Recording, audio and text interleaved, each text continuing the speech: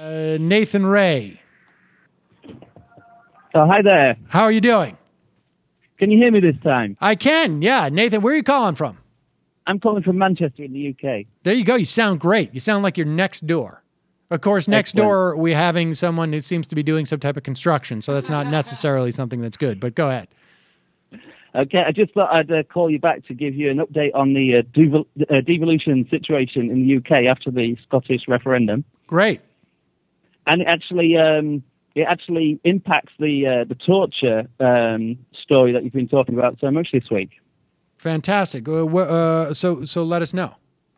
Well, you see, a lot of the flights with the rendition flights, which are flying in and out of the UK, went through Scotland, and part of the and the Scottish government doesn't have such close ties to the US as the London the Parliament down in London and the government in London, and if they would have gone independent in the summer. Right. They would now be holding investigations and law-abiding inquests into the rendition flights which came in and out of Scotland over the last, 15 years or so.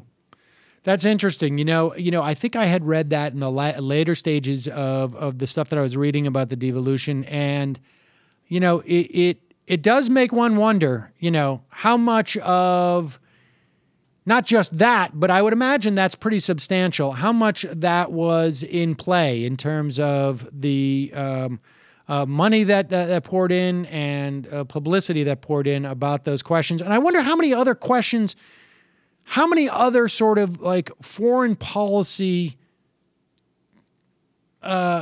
situations that would have been brought up, because that would have been fairly dramatic, in an English-speaking country, frankly. To have those type of hearings would have been devastating, because there was attempts in Spain to prosecute and to pursue investigations about torture and rendition. And I believe it was the Spanish judge in that country. The judicial system is such that the judge actually functions as an investigator in many respects. And that judge was forced out. They don't have an adversarial system there. They have inquiry systems. So the judges inquire. It's the judges who are asking questions of the witnesses, not the opposing, not the opposing lawyers and things. And that judge, who I believe now represents, I'm not sure about that, but he was forced out. He was first pressured by the embassy, and then ultimately forced out of his position, and it's interesting. So. Are people talking about that at all in Scotland? I mean, the implications of just of that one investigation that didn't happen? To be honest, no. I mean, not beyond like the political wonks like me who listen to political podcasts and things like that. I mean, I've not seen it in the mainstream media at all, except for maybe in The Guardian. It was mentioned in The Guardian this week. Interesting. Well, Nathan, I appreciate your... Yeah, well, just the update for the rest of the UK, because I said that it would affect the rest of the UK. In Manchester, we are getting a mayor for Greater Manchester, which is a couple of million people. It's not just Manchester City, it's the 10 boroughs of Manchester and then Oldham and Salford and all the boroughs around Manchester, the 10 boroughs, that's Greater Manchester. And Greater Manchester is getting some devolved powers and a Greater Manchester mayor.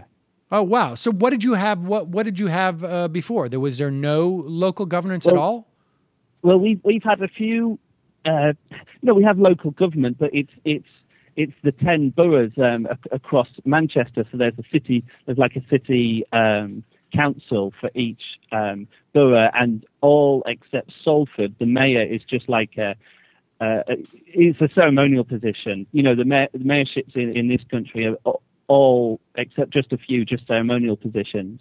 A few towns and cities have mayors, and even the most famous of them is obviously Boris Johnson down in London. Right. They have a mayor, and so the mayor in Manchester is going to be similar to the mayor in London. It's going to be looking at the transport for the whole. It's more regional transport policy. But at the moment, we have an elected mayor in Salford, but he can't do anything. I mean, they want to extend the metro system. So in other words, having some type of central authority over these 10 boroughs is going to mean more consolidated and more focused power. Yeah, and there's a big pot of money coming up with it, about 300 million, which is going to be used for, for devolved, certain issues and housing, housing planning decisions, and also the police authority will all come underneath that Greater Manchester Mayor. Interesting. And did you view this as a positive development?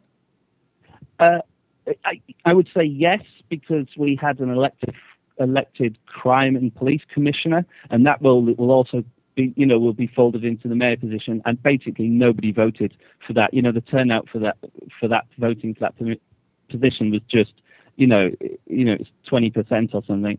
And so that will be good, having someone who's a bit more accountable for the crime and policing. And also with the planning, transport planning and housing planning, that needs.